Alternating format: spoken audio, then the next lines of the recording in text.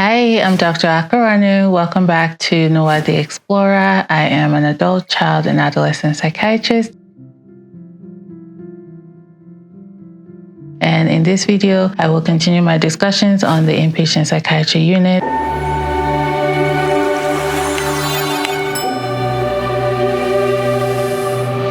Today, we're going to continue our discussions talking about medication. When you're on the inpatient unit, you'll be assessed by the psychiatrist to see if a medication is right for you. Usually when people come to us, sometimes they've tried different medications, sometimes they haven't tried any medication. So part of your assessment is to see if a medication would be part of your treatment plan. Most patients on the unit do take medications. However, not all patients take medications. Sometimes the group therapy and the activities is more than enough. Sometimes the medications that you come to the unit with is actually okay, and we continue your home medicine while allowing you to participate in the group therapy and therapeutic programming of the inpatient psychiatric unit, which is what was missing maybe before the acute crisis that brought you to the hospital. So again, the medications is part of the discussion. You don't have to take medications if it's not warranted. However, this would not be a complete video if I did not talk about forced medications. Sometimes when patients come to the unit, they're in such a crisis that they may not be able to consent to medications, and we might have to give the medications as injections. Again, this is not something that we do lightly. We try to encourage every patient, if a medication is needed as part of their treatment, to encourage and recommend that they take the medications. However, if someone is in such an acute crisis that they become a danger to everyone else on the unit, if they're actively agitated or actively aggressive, we go ahead and do behavioral intervention and strategies to de-escalate the situation. But sometimes as a last resort, we may have to give medications via injections to those patients. Again, this is not a decision that is taken lightly unless it's absolutely necessary. And even then, we still try to work with the patient to consent to the medication process. Sometimes patients will have a power of attorney if they don't have capacity to consent. And that word capacity is actually a whole different video in of itself.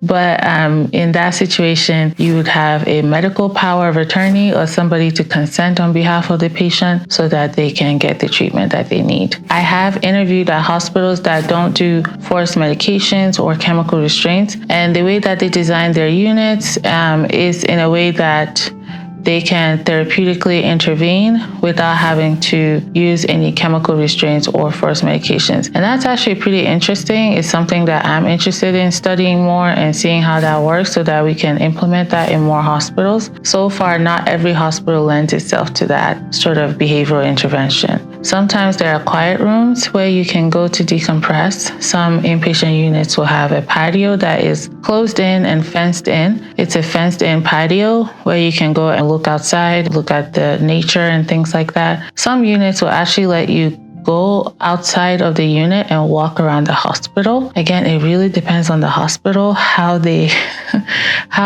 do that. But most inpatient units, you probably won't be able to leave the unit. It's a locked unit. And if you are able to go walk outside, you have to go with a staff member. So if there's a staff member available, then you can go. To protect your confidentiality, we have to approve every visitor that comes to visit. Usually you would tell us that during visitation hours, someone is coming to visit you. When they get to the door of the unit, they have to give your personal code to the nurses at the nursing station or the security. And once that code is accurate, then they can come in.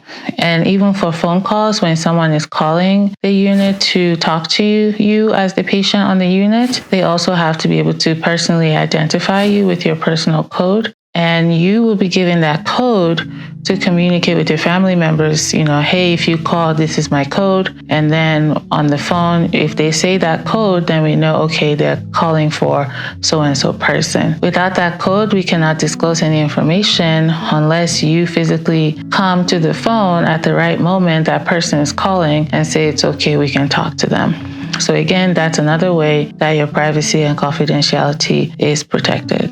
For your safety and the safety of others, there are really certain behaviors that we cannot allow on an inpatient psychiatry unit. As I mentioned before, someone who is violent towards others, it's absolutely not allowed. And we will use many behavioral techniques to try to de-escalate that situation. So violence of any sort is not allowed. Please do not lay hands on people or, try to touch people. Even if you mean it innocently, we still just encourage you not to put your hands on anyone. Don't try to give them a massage. Don't try to hug anybody. Don't try to touch anybody. Even a handshake, because you never know, right? You never know what someone's treatment progression is. You never know if someone has a past traumatic history. So please just don't put your hands on anyone. Sex is not allowed. Please do not engage in any sexual encounters on the inpatient psychiatry unit. That is absolutely not allowed. You can hug your significant other. You can hug the people, your family members who visit, but other patients on the unit, please do not touch anybody else who is a patient on the unit, and do not touch the staff members. Now, again, like I said, different people are in different stages of their treatment. And sometimes, someone's mental illness means that they may not understand social boundaries and social cues. At that point, staff members will be keeping an eye on that person to make sure that they don't violate anybody else's personal space, boundaries, or anything like that. So that's something to bring to the attention of a staff member. Say, hey, this person keeps touching me, so that we can keep an eye on the person that's doing that, especially if their mental illness is not allowing them to understand social boundaries, social cues, and what's acceptable and what's not acceptable to do. Sometimes we'll have a sitter or a technician that goes with the patient to keep them from touching other people inappropriately. So you shouldn't have to be the one to do that. Please bring that to the attention of a staff member.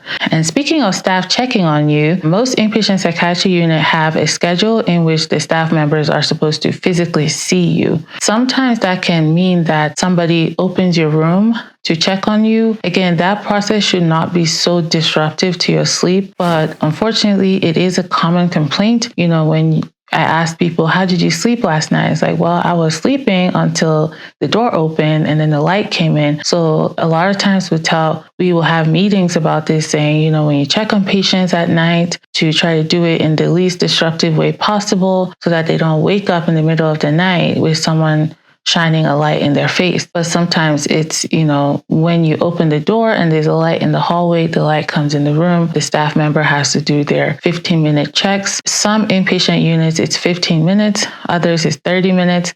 I have never been on a unit that it's longer than 30 minutes. At some point, somebody has to lay eyes on you. Sometimes there's cameras where in the hallways and general area, there might be cameras, and that's how the staff member will do their physical checks. But once you're sleeping in the rooms, there is not any cameras in the rooms. So they physically have to knock on the door, make sure that you are decent for them to come in, and then check on you. If it's at nighttime, everybody's supposed to be in bed. Typically, you'll have someone knock on the door gently, and if there's no response, they open the door slowly. And as long as they can see you breathing and you look like your chest is rising and falling appropriately, then they don't wake you up. They close the door and they leave. So I hope that is happening as gentle as possible. Sometimes I do hear complaints. And the last thing I wanted to touch on in regards to safety is absolutely no controlled substances that is not prescribed to you, or illicit substances or alcohol or drugs are allowed on the unit. So if someone is coming to visit you, they also get searched and their belongings are searched, and to make sure that they are not bringing any forbidden or restricted substances onto the unit. Many inpatient units will not allow family members to bring in outside food,